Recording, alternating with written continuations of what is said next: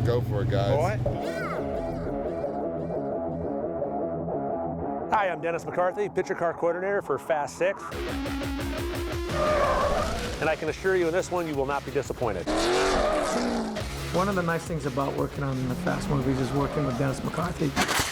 Dennis and those guys just kick ass. These are guys that actually live this stuff. Our cars are our babies in this. Our franchise holds them up on a pedestal. In the Fast and Furious film, we start with our shop, a bunch of tools, a lot of mechanics, a bunch of equipment, and a ton of steel. And we try to make the cars as durable, as exciting, and as fast as possible. Brian, he's driving the Skyline again in the beginning. He'll always be a Skyline guy. It's kind of like what I drive at home. I like him too, so it works. The driving's extraordinary. There's not a lot of room for error. But beyond having great action, there's such a mythology going between the characters, between the cars. You got some serious balls, man. I've been told. Ledise Jensen was a great find. I remember talking to Dennis and saying, is there something that's kind of European, but at its core, it's American? Ready? Ready. She's lost her memory, so it just came to me right away that that's a car that she would be drawn to. What else do you know about me? It has the Dodge engine, but it was built in the UK for Europe. V8 never could resist American muscle. Nothing left of the Jensen powertrain. Electrical was basically in a bare shell, assembled from that point. And it was just a perfect fit.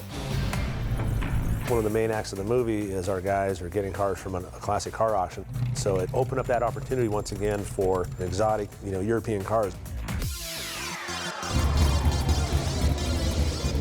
We like the super cool looking cars, but when we're in the field, we also need cars that we can work with. In the tank chase, Tyrese has to get in front of the moving tank in this Mustang. Oh, shit! Super fast, it stands out. It is a really fun car. It's a pretty wild Mustang.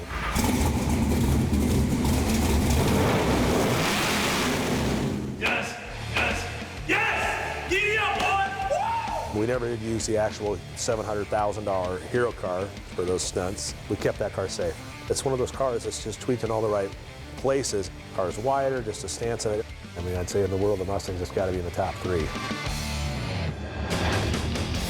In the Antonov sequence, we had the Dodge Charger. There's times we had to have wet down.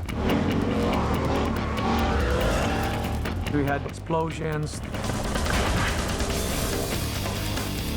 And then we pick the rear ends up, tie them together.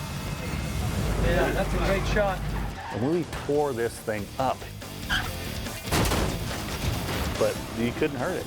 The Charger just keeps on rolling.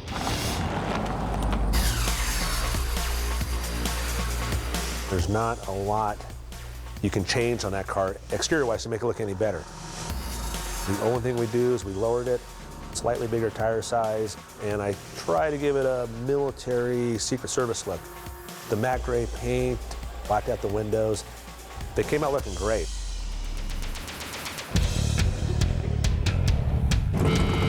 The Dodge Daytona is a car that I've been trying to get into these movies for a while. It's just one of those cars that's just so over the top. Okay, and stop. It's a 1970 Dodge Daytona, which was a basic car that Chrysler built for NASCAR. 1969, it came out mid-season. 1970, it was a championship winner. After that, they outlawed the car. That's too fast. There's something very similar to Dom and his past. We all know that he never made it to the pro racing. And they banned me from the tracks for life. And in a sick way, in the same way that Dom was banned from the racetrack, so was this Daytona.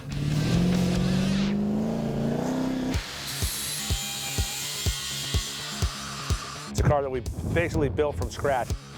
We start with a junk car, we strip it down to the bare shell.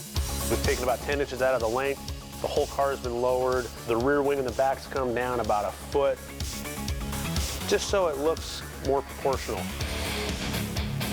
We had a completely custom exhaust system made by Magnaflow. The exhaust actually comes up through the back seat, where the back seat would be, and there's 2 mufflers, and there's an X-pipe under the car, and then the tips come out the side. That car started, you definitely knew which car was coming to set. It's a beast. And we like staying true to characters in this franchise, so it worked. You got a death wish or something? That's what it takes. Once again, we had cars with a whole bunch of horsepower that would burn rubber. This has gone far beyond my expectations. I've probably built more Fast and Furious cars than everything else I've ever done combined. The sanctuary, this is the garage. The car stuff, it's in my blood. We're all little kids at the end of it, you know, every one of us. We have these kind of iconic cars, and I feel like they're very well integrated into this franchise. I couldn't ask for anything better.